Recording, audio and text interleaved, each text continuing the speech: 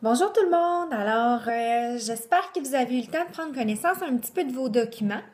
Aujourd'hui, je vais vous apporter quelques petites précisions au sujet du plan d'alimentation, du plan de nutrition avec le 21 Day Fix et avec le 21 Day Fix Extreme.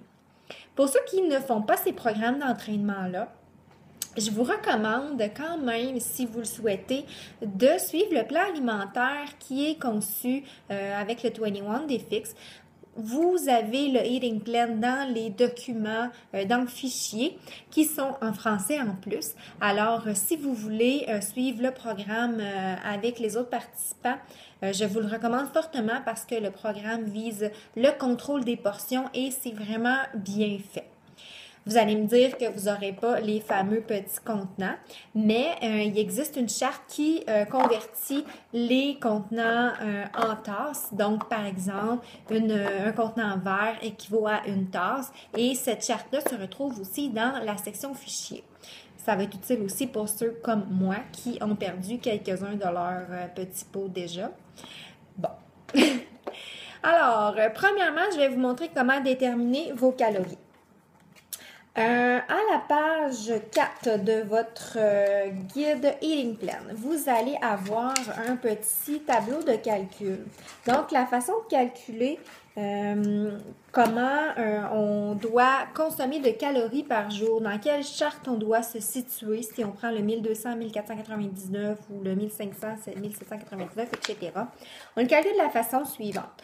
Donc, on prend notre poids en livres, on le multiplie par 11, ça nous donne nos calories de base. À ça, on va ajouter 400. Ça représente les calories qu'on va brûler quand on va faire nos exercices avec le programme. Pour ceux qui utilisent le 21 Day Fix Extreme, ce sont plutôt 450 qu'on devra ajouter à notre chiffre parce que les entraînements sont un petit peu plus intenses.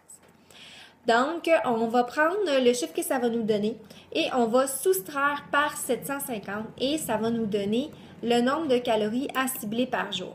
Par exemple, si ton poids de départ est 150, on multiplie par 11, on obtient 1650. On ajoute à ça 400 si on fait le 21 Day Fix régulier. Ça nous donne 2050 et on y soustrait 750, ce qui nous donne 1300. Donc, à ce moment-là, on va aller vers la charte de 1200 à 1499.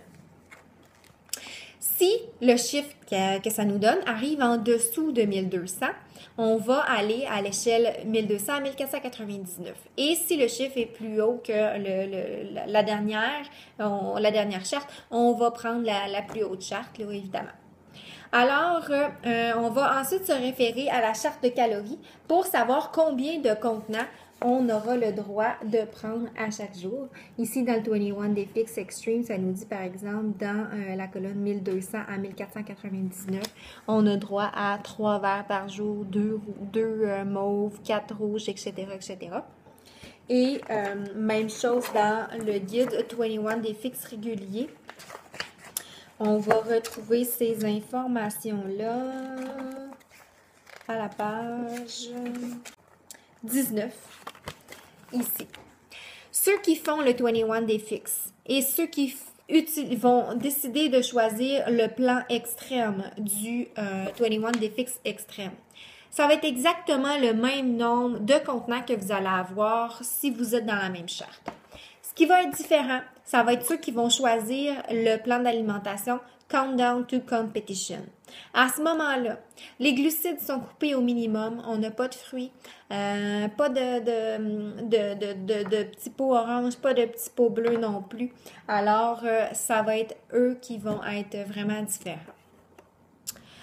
Ensuite de ça, chaque couleur est associée à un groupe alimentaire. Alors, je vais vous fournir une liste en français avec chaque groupe alimentaire, chaque contenant, qu'est-ce que c'est le groupe alimentaire et quels sont les aliments là, traduits parce que des fois, c'est pas toujours évident de savoir quel aliment est quoi.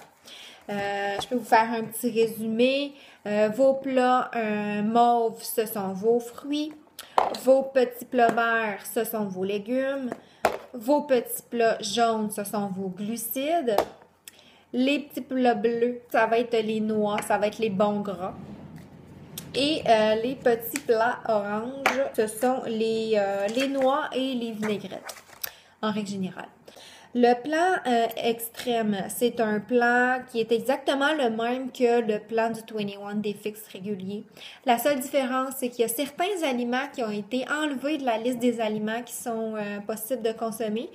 Et aussi, on n'aura pas le droit de notre petite gâterie une fois par semaine qui était le chocolat ou le vin. Donc, c'est un petit peu plus sévère que le 21 Day Fix, mais le principe de base est là. C'est le même nombre de contenants.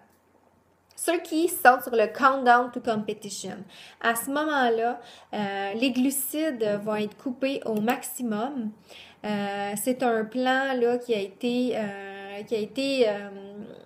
c'est pour le défi ultime dans le fond, c'est pour sculpter notre corps au maximum. C'est le plan que Autumn elle utilise avant de faire ses compétitions de fitness top model. Alors c'est vraiment là beaucoup très strict.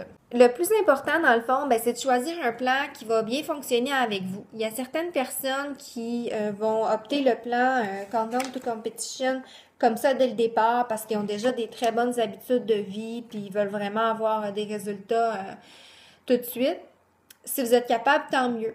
Si vous le souhaitez, ce que vous pouvez faire, c'est au lieu d'y aller avec Countdown to Competition 2 fois et ensuite Extreme, pour la première semaine, vous pouvez inverser, faire 2 jours extrêmes et une journée countdown. Fait que comme ça va permettre à votre corps de s'habituer là avec cette façon-là de se nourrir. C'est déjà un gros changement probablement pour vous dans vos habitudes alimentaires.